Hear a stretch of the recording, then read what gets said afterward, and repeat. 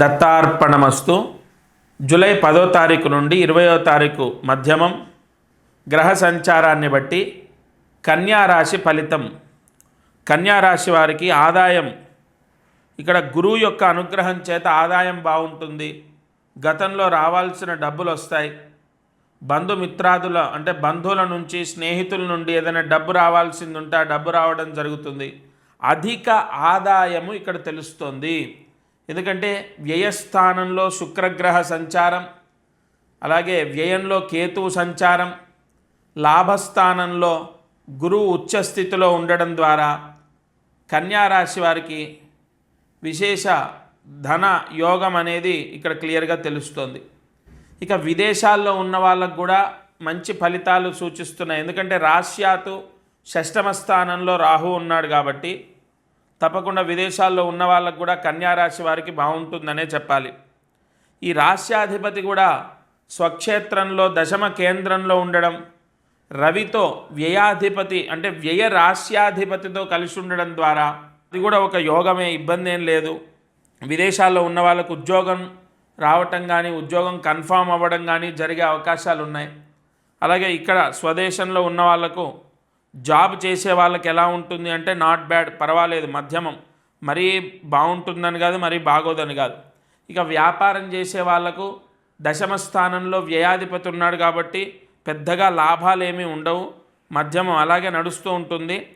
ఇక అనారోగ్యము అన్నది ఏమైనా ఉంటుందా ఈ కన్యా రాశి వారికి 10వ తారీఖు నుండి 20వ తారీఖు మధ్యలో అంటే సప్తమంలో ముఖ్యంగా శని ఉండడము, అదేం పెద్ద హాని జరగదు.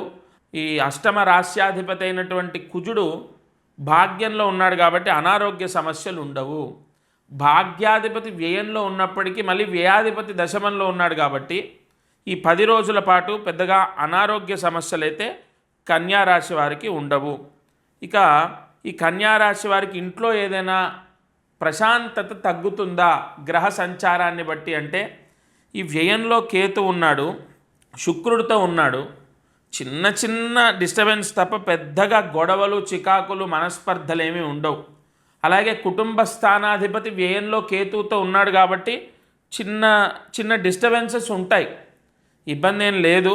దానివల్ల అంటే అది భార్యతో అవ్వచ్చు, భర్తతో అవ్వచ్చు, పిల్లలతో అవ్వచ్చు, చిన్న చిన్న మనస్పర్ధలు, డిస్టర్బెన్సెస్ ఉంటాయి. పెద్దగా గొడవలు అయితే ఏవి ఉండవు. మనశ్శాంతి తగ్గుతుందా అంటే ఇక్కడ మనశ్శాంతి తగ్గే అవకాశం ఏం లేదు, గురువు యొక్క అనుగ్రహం ఉంది కాబట్టి. ఇక కన్యారాశి వారు నూతన వాహనం తీసుకోవడానికి ఇది సరైన సమయం. 10వ తారీఖు నుండి 20వ తారీఖు మధ్యలో వెహికల్ సేల్ చేసిన కొన్న మీకు ఆనుకూలంగా అంటే మంచి జరిగే అవకాశం, లాభం వచ్చే అవకాశం ఉంది. అలాగే కన్యారాశి వాళ్లకు లోన్లు పెట్టుకున్నటువంటి వాళ్ళకు లోన్లు లభిస్తాయి, లోన్లు వచ్చే అవకాశం ఉంది. అండ్ చదువుకునేటటువంటి వాళ్ళకు కూడా బ్రహ్మాండంగా ఉంటుంది. 10 రోజుల్లో గ్రహబలం వలన వాళ్ళకు ఎటువంటి ఇబ్బందులు లేకుండా, ఆటంకాలు లేకుండా పిల్లలు సరిగా స్కూల్కి వెళ్ళడం, ట్యూషన్లకు వెళ్ళడం, రావడం, ఎక్కడ ఏ రిమార్కు ఉండదు. అంటే ఆరోగ్యరీత్యా డిస్టర్బ్ అవ్వడమో, చదువులో డిస్టర్బ్ అవ్వడమో ఇవేవీ లేవు, అంతా అద్భుతంగా ఉంది. ఓవరాల్గా కన్యారాశి వారికి అనుకూలంగానే ఉంది, బాగుంది. గురువు యొక్క అనుగ్రహం చేత బ్రహ్మాండంగా ఉందని చెప్పాలి. అయితే ఈ శుక్రగ్రహము కుటుంబ స్థానాధిపతి, భాగ్యస్థాన అంటే కుటుంబ రాశ్యాధిపతి, భాగ్య రాశ్యాధిపతి శుక్రుడు వ్యయంలో సంచరిస్తున్నాడు కాబట్టి వీళ్ళు తప్పనిసరిగా 10వ తారీఖు నుండి 20వ తారీఖు మధ్యలో 15వ తారీఖు తలస్నానం చేయాలి. తద్వారా సర్వపాపక్షయము. అలాగే ప్రతిరోజు కూడా లక్ష్మీదేవి అష్టోత్తరాన్ని చదవాలి లేదా వినాలి. తద్వారా కూడా నవగ్రహ దోషాలు తొలగిపోతాయి. ఇక ఈ కన్యారాశి వారు 10వ తారీఖు నుండి 20వ తారీఖు మధ్యలో దగ్గరలో ఉన్నటువంటి దత్తాత్రేయ స్వామి ఆలయాన్ని దర్శించాలి. తద్వారా కూడా వీళ్లకు సంపూర్ణ లక్ష్మీ కటాక్షం, నవగ్రహ యోగం అనేది ఏర్పడుతుంది. ప్రశాంతత, మనశ్శాంతి లభిస్తుంది.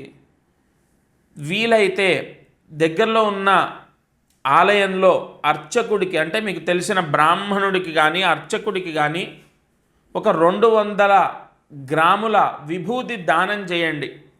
ఈ విభూది దానం చేయడం ద్వారా కన్యా రాశి వారికి మనశ్శాంతి లభిస్తుంది.